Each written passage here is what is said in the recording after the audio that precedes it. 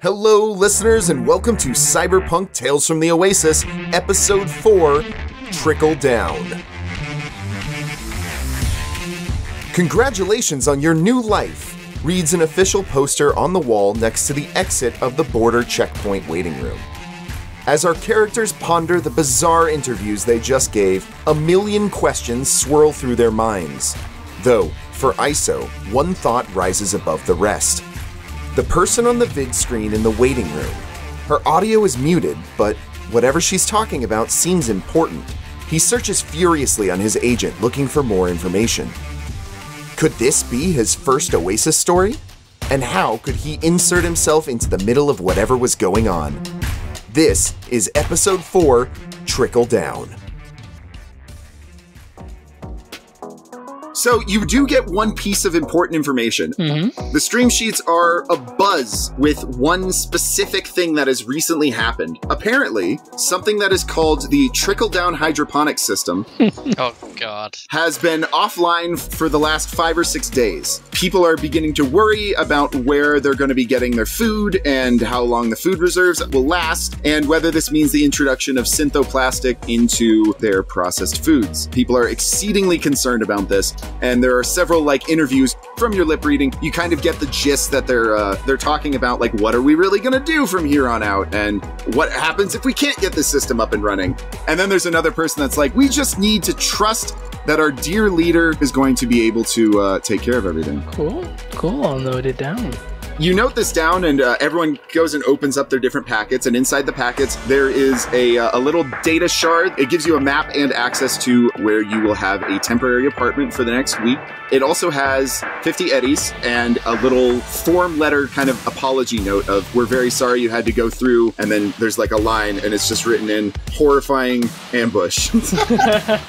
Please accept this on behalf of the Oasis. Well, I gotta say that's more compensation than I normally get for horrific ambushes. normally we're the ones doing the horrific ambushes, but okay.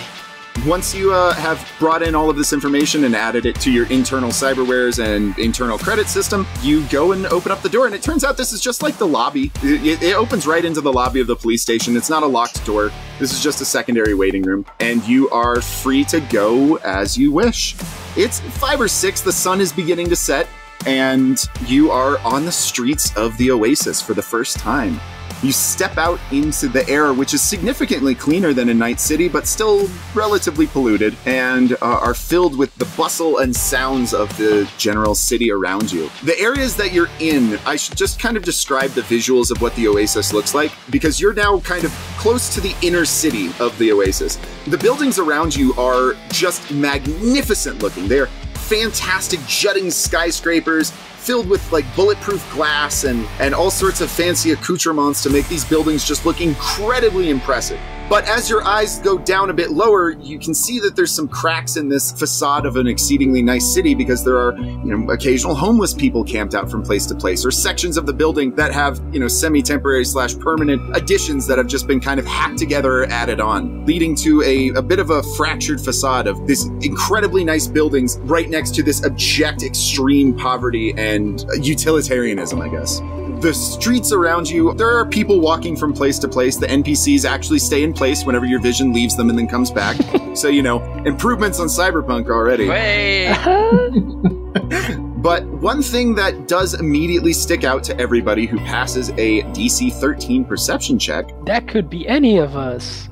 All right, Reed, you don't actually notice any of this, but everyone else notices that of the people that are walking around in this section of the city, I'd say probably half to 2/3 of them have the same glowing blue chip embedded in the side of their heads. I was worried about that. Not all of them, but about 2/3 of them. I want to look up, see if on the intranet version of Google. Glowing blue chip. Can I search for glowing blue chip? I mean, the scary dystopian future version of Google, so Google, yeah? In this case, the scary utopian version of Google here in the Oasis is called the Fountain. Oh, I was expecting Alta Vista, but I'll take it. So you go up to the fountain and you enter in your search query, which is... Blue chip. Blue chip.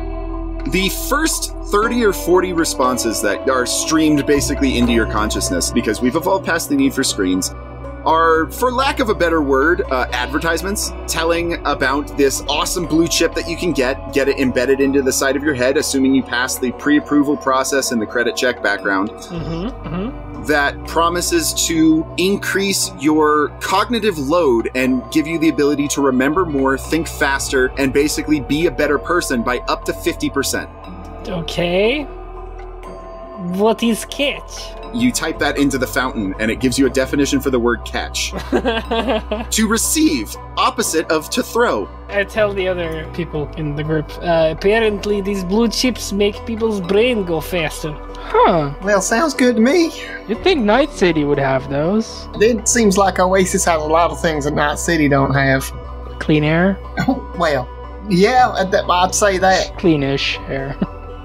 I mean, this place seems weirdly nice, save from Trickle Down hydroponics being fucky.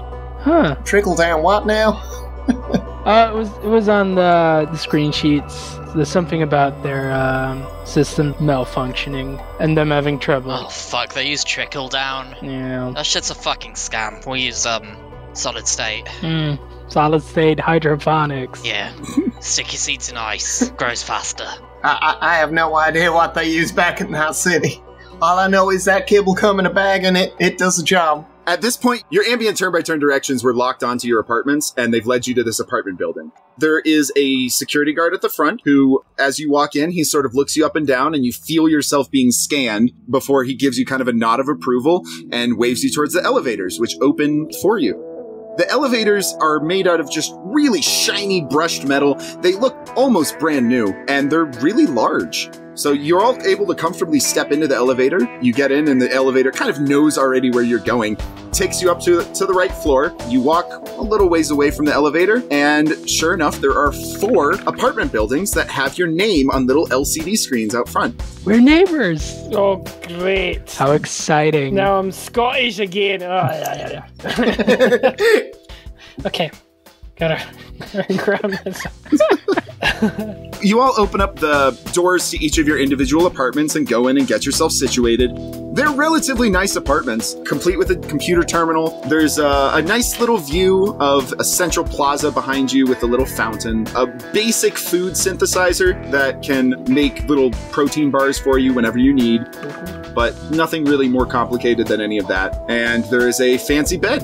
Other than that, it's relatively empty.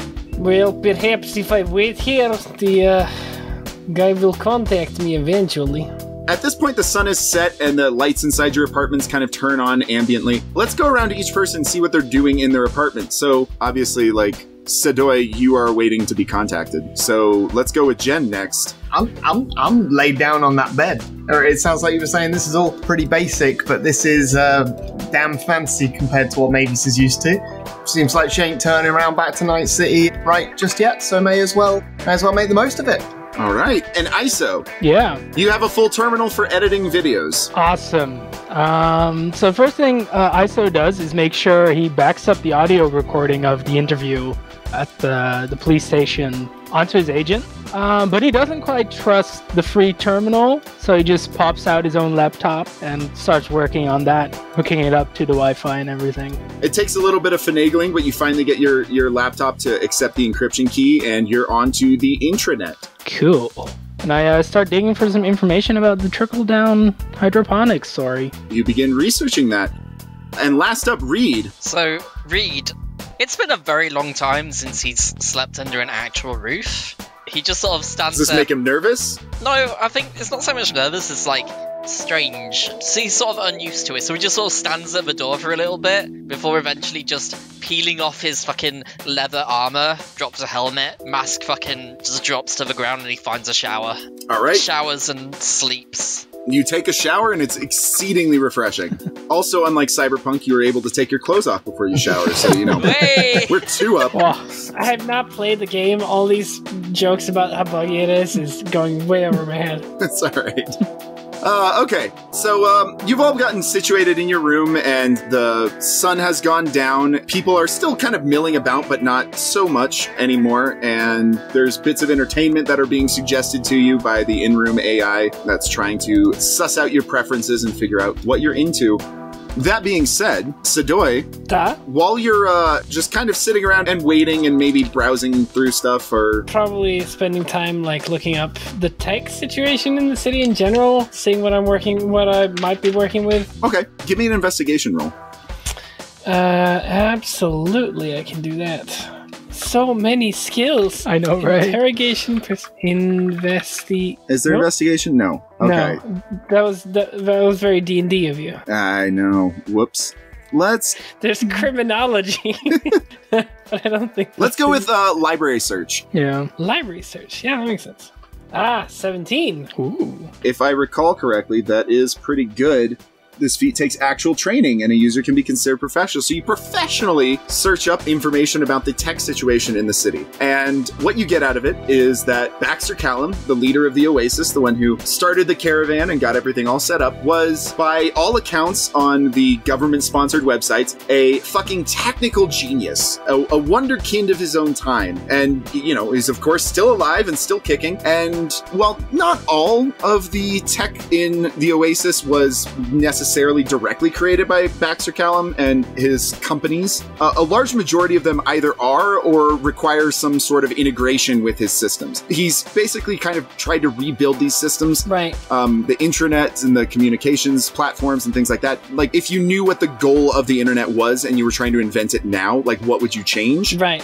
He basically is attempting that. So it requires a whole bunch of custom firmware and integrations with anything that isn't necessarily created directly by his company, but they do have a lot of conversion packs and conversion kits that you can purchase that make the process a lot less laborious than you might think. Okay. But it's not necessarily like a plug-and-play sort of thing.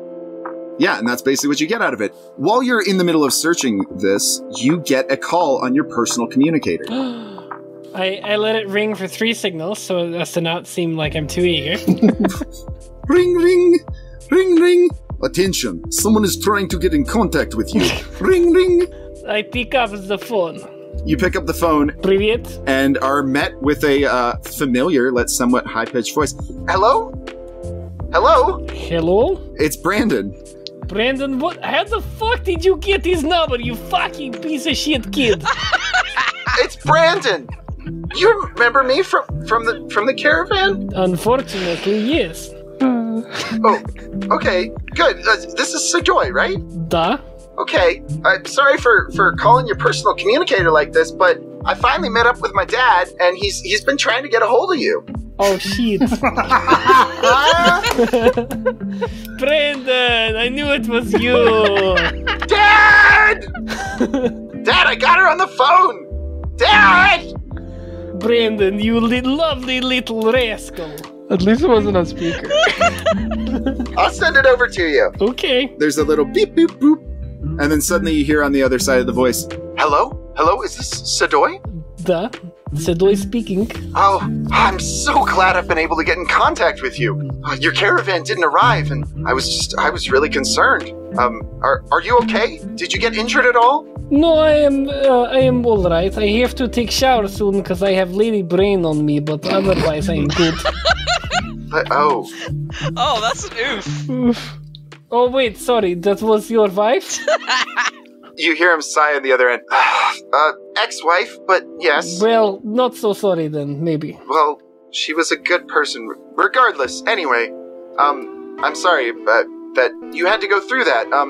My name is Gabriel, and I'm the one who contacted you to come and help me with a rather serious problem with some of our automated systems. I don't know if you've gotten a chance to check out any of the stream sheets, but have you heard about the issues we're having with the Trickle Down hydroponic system? I think one of my travel companions mentioned. I've been busy looking around at other tech situations, so I have not know the details. Well, yes, we're having some issues with ours, and, well, we heard you're the best at repairing high-tech, high-class equipment, so... That's me. Well, that's why you're here. Da. Do you happen to have anything going on tonight? Would you be able to come and stop by the lab, and I can give you a rundown of how everything works? No, please, this hotel room is boring anyway.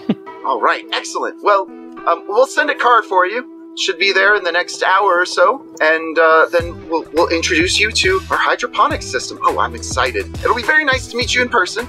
We'll talk then. Absolutely. Talk later. До свидания. You hang up the phone and begin making preparations. Whoops. Piece of shit kid. That was fucking hilarious. As you're packing up everything that you might need, that you might have unpacked here, or, making a smaller satchel to bring with you, as you're packing this stuff up, you hear another ring on your communicator device. Ring! Ring! Someone is trying to contact you. Ring! I really should change that ringtone. It's getting very annoying. I pick up the phone. All right, you pick up the phone, and actually, simultaneously at the same time, Reed, ISO, and Mavis, you all have the same sort of ring on your own personal communicators. You all pick up at relatively the same time and find that you're on a conference call. There's it's all of you there, so you all pick up and kind of say hello at the same time, and there's a jumble of overlapping voices before you find oh no, you go first, oh you go first, like a Zoom meeting. And on the other end of the line, once you finally sort out who's talking first, is a deep voice with a southern accent, which I can actually do relatively well, that says, well, hello there. Am I reaching the people who came by that caravan that ran into all that misfortune right outside the Oasis? Am I speaking to those individuals? That'll be us. You certainly would be. That'd be us. Oh, well, excellent. My name is Rod Erskine, and I run one of the local shipping guilds out here. We had some questions for you about the situation that happened in the caravan coming out this way. Would y'all happen to be free for this evening? We heard about the unfortunate circumstances that happened, and we're just hoping that we could treat you to a nice steak dinner at Flaming's Real Steakhouse. They serve 100% real steak. Well, Would that be something y'all are interested in? I don't believe you. I'm never one to turn down a free meal, and That sounds amazing. it's not a pretty story, though. Yeah. You haven't eaten real beef in a while? We've got a reservation set up for about an hour from now, so if y'all just meet me down at Flaming's Real Steakhouse in about an hour, I'd love to meet you firsthand and give my truest apologies about everything that happened there. This conflicts with a pre-existing arrangement I have. That's real unfortunate. Those steaks are quite delicious. Well, maybe if you end up finishing your prior arrangement a little early, you can come down and come and join us. I'll make sure that the staff know that you're coming. Okay, sounds like deal. And if not, more for us. Busy bee, Sadoye? You only just arrived in the Oasis, and you've already got an arrangement? I'm vegan anyway. Oh, that's nice. The phone's hung up, and you all look up the directions to get to Flaming's Real Steakhouse. Yep. Turns out it's about a 30-minute walk from where you're at. It's still within the city, but kind of closer to the outer limits of the city. So you all set off to go and walk towards Flaming's Steakhouse, or Yeah. Yeah. Yeah. is someone going to attempt to learn how the taxi service works? Too poor. Honestly, if Reed can't drive, he's walking. He's not gonna let some other fucking dude drive. Yeah, I mean, you saw what happened last time someone from the Oasis tried to drive your car. Exactly. Well, I mean, I did just tell the guy who paid for me to come here that I would come over to his place. So, yeah, I'm gonna go over there, and everyone else gets to have a nice steak dinner. Split the party, split the party. Y'all begin walking towards Flaming's Real Steakhouse. 1 hour after your phone call, Sadoye, you are alerted via the internal alert system in your apartment that there is a chartered vehicle waiting for you outside. Okay. You head down and check out the vehicle. It's a really nice car that kind of looks like an older Buick. It's just a very luxurious vehicle. You get in, there's no driver. Is it an AV? Like an aerial vehicle? Yeah. Yes, an Aerodyne, an automobile-like flying vehicle powered by ducted jet fans. No, this is actually a traditional car. Ugh, gross. It is very nice, though. Fair enough. It drives you to the very center of the city, and one of the 4 core buildings it stops right in front of. You look up and see that the entire building just has an exterior of glass with steel supports and stuff on it. And even from the ground level, you can see that most of this building, minus, a couple floors at the top and then the bottom floor, are just filled with plants. You've never seen this many plants before in your life. It is almost fantasy-like to see all these different varieties of plants, even just from the ground level.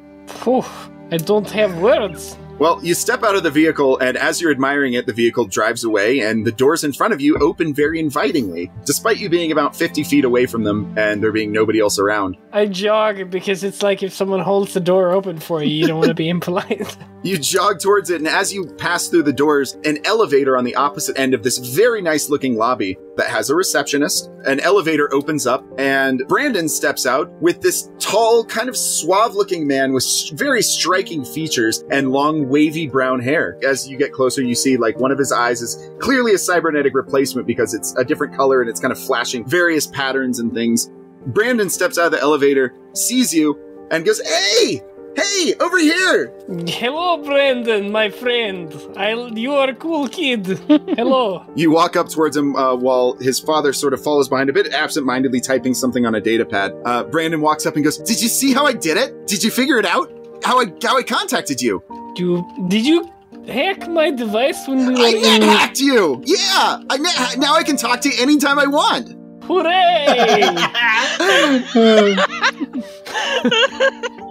I'm so happy about this news. Yeah, I'm really getting good at this stuff. Yeah. I'm gonna become a real net hacker, and I'll be able to join you on adventures and stuff, maybe. Definitely. His dad comes up behind him and goes, All right, Brandon, please don't bother Sadoye. Sadoye, it's very nice to meet you. My name is Gabriel Greenfield. Gabriel, yes. Very nice to meet you, Gabriel. And I am the Associate Vice President in charge of engineering at the Trickle Down hydroponic system. This very fancy title. Well, I'm sure your time is just as valuable as mine. Let me give you a quick rundown of how this place works. Yeah. He gestures you to the elevator. You follow him and get in. The elevator begins coming up, and it's got pure glass panes so you can see out of it. Most of this building is glass, and the elevator begins slowly rising upwards. He gives you kind of just the general spiel of almost like a tourism thing of like the Trickle Down hydroponic system was developed, 10 years after we ended up setting up here with blah, blah, blah, blah, blah. He explains that there are 50 levels besides the bottom level and then the top 7 for administration, overhead, and offices, that the rest of the building is entirely filled with plants.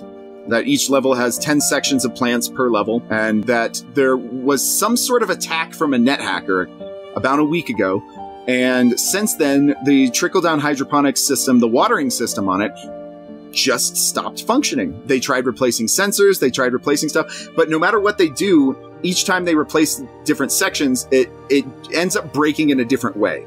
And so they figured it was time to call in the experts, find somebody who could really dive into the root of the problem, and figure out what the hell is going on here. Just a quick question. Did you disconnect from your network before you attempt repairs? Yes, we did. But unfortunately, it seems like there's some sort of demon that's embedded in our system. Yeah.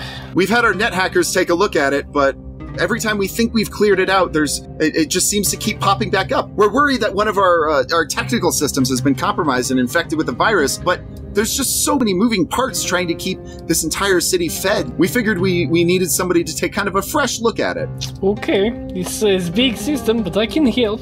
He takes you up to the top level where they are growing tomatoes and kind of gives you a run through of the way the system works. Water comes in, it gets sprayed onto or absorbed into the soil based on the needs of each individual plant, mixed with individual nutrients, and then any sort of water that's used from that then is collected in a secondary system, filtered, and then brought down onto the next floor where it's reinvigorated with nutrients, and so it goes. It trickles all the way down. This is not real tomato, is it? Yeah, it is. Well, I mean, as close as we could get. We're kind of aiming for quantity over quality here. Can I try? He looks left and right. Ah, what the hell? Yeah, sure, you've had a rough day. Go ahead. You pick off the most luscious tomato and take a bite of it. It sure tastes like what you've been told tomato tastes like. I think this tastes like tomato. Pretty good. I'm impressed. It is a little mushier than you were expecting. Anyway, you were saying? Yeah, the quality of the plants has kind of gone down since this system broke. The whole thing is supposed to stay in equilibrium, but since the watering system broke, we've been having to water them manually. Right. That's what all of these are for. And he points up, and there's these sprayer nozzles that clearly have just been bolted into the roof that are inoperable at the moment. They're not doing anything. Is there anything you wanted to look at, or any sort of anything that you need to get started, or? I will need all access card so I can access all part of building. Certainly. I will need maybe week to explore entire system. I will need blueprints, and I will need way to disconnect separate part of system so we can narrow down problem and localize. I'm thinking if we disconnect every part and we fix every part individually, we will find a failure point from there. Well, we can definitely do that. Let's see, here's your all-access card. And sending the blueprints over to you now. Redacted, of course. Certain areas are going to be a bit off-limits. What if that is problem? Well, I'm sure the problem won't be lying there. The problem is right now that, well, the plants aren't getting watered. And that brings me actually to your last point. You said you might need a week. I'm afraid we're on a bit tighter of a time crunch than that. Currently, all of our systems are completely backed up, so we're having to water them manually, but we don't have enough water to actually water all of these plants and then drain it. And so we're having to water them kind of in sections. Mm-hmm. And, well, by my best calculation, because we can't give them all enough water, these plants only have maybe 3 or 4 days before they start having serious health issues and it starts impacting the quality of our produce. That is not good. Our first priority is, of course, to get the water up and running and then kind of figure out where all the damage is done to the system. I'm just writing this down in inventory. Give a second. Once you're done with that, let's have you do a cyber tech roll. Cyber tech. Basic cyber. No, let's call it a basic tech roll. Basic tech. Okay. Very nice. Okay. So you've got all this stuff down and you pull the blueprint up and you're kind of taking a look and you notice something almost immediately that you're kind of surprised that no one else noticed. There is a secondary bypass watering system that will only water each floor individually. You could technically hook up a hose by this port. If you rerouted it a little bit and added a bit of extra piping, you could add water to each individual floor. It would use a lot more water, but it would basically keep all these plants alive. I pull out the blueprints and I'm like, on my agent, I'm like, is there a reason why you not connect this backup water system? You could water every floor instead of doing, what you call it, trickle down? Is a good temporary solution. Well, that wouldn't let us spray on the nutrients that we need, but I guess it would keep the plants alive for a bit longer. That's a good idea. Let me go ahead and... He types a couple of things in his data pad. He goes, yeah, okay, I think I can do that. I think we can do that. That's a good solution. Okay. Oh no. What is problem now? Well, it looks like the backup system didn't actually get fully installed yet. That's on my to-do list for a month from now.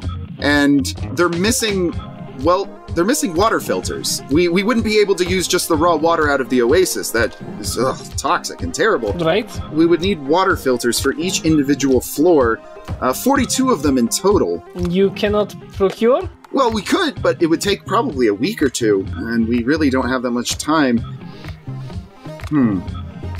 We will need to get 42 individualized personal water filters. That's a lot. Yeah, and they're also about this big, and he holds his hands up to a disc the size of a small pancake. I heard of this shop that sells cheap tech. Maybe they could help? Cheap tech? He says, well, that sounds like a really good lead. I'll see if I can handle anything from the Corpo side, and how about you go and investigate that? It's probably best if I stay inside with Brandon for a little bit and not venture out too much. We need to catch up. It's been quite a few years. Yes, he's very traumatized. You look over at him and Brandon is completely ignoring you. He's got a VR headset on the front and he's like typing away and doing something on his headset while just sort of ambiently following you around. Well, that sounds like a good solution. We'll see if we can find those water filters and, well, failing that, we just need to figure out a way that we can get either this system fixed in the next couple of days or find a temporary solution before all these plants die. I'm at your service. Very much appreciated. Let me know if you need anything, and that card should give you full access to this entire building. That being said, though, and he gets really serious, and he kind of leans in and he says, there is a lot of tech here that many unscrupulous people would love to get their hands on. And we're trusting you and paying you well enough that while Baxter Callum is an excellent leader, a tech visionary, and almost a god amongst men, he's not known for being very kind or forgiving to intellectual property thieves. I may not be very scrupular, but I do not steal from employer. He's bad for business. Well, I think that we'll get along just great then. He shakes your hand and says, now if you'll excuse me, Brandon and I have some catching up to do. Come along, Brandon!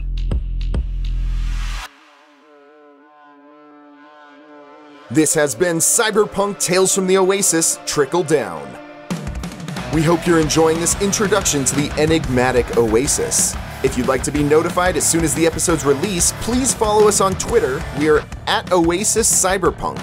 As a bonus, we'll also occasionally throw in a joke ramble about futurism, or post some official Tales from the Oasis artwork.